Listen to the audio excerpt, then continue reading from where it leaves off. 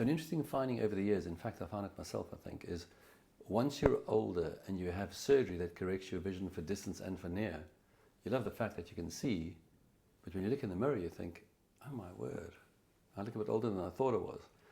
And so this is something people often find after they've had surgery.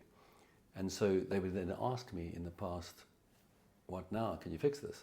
And I'd say, well, no, I can't fix it. And I used to refer them to oculoplastic surgeons around town.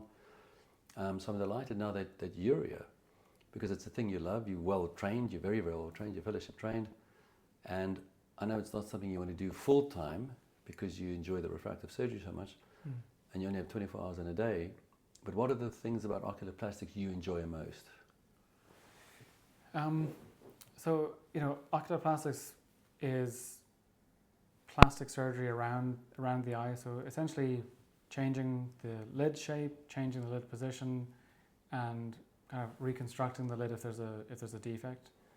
So my love of oculoplastics really comes from the reconstructive part, the more maybe difficult oculoplastics. So people, if they have skin cancers or lesions around the eyelid that have to be removed, reconstructing the eyelid I find very, very enjoyable. But I suppose what's kind of got me more interested in doing it more and more is seeing how happy patients are. I've obviously a few patients that we've performed upper lid surgery on, so kind of eye hooding eyelid surgery. It's called blepharoplasty, and it's a relatively straightforward procedure. It takes about an hour to do both eyes. It's done under local anesthetic or general anesthetic. But the way that it brightens up somebody's face, really, I didn't realize how much it kind of impacted people's self-perception and also how kind of outwardly happy they are afterwards.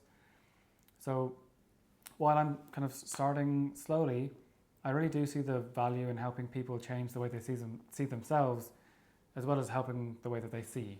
So I do think it fits in very nicely with the clinic.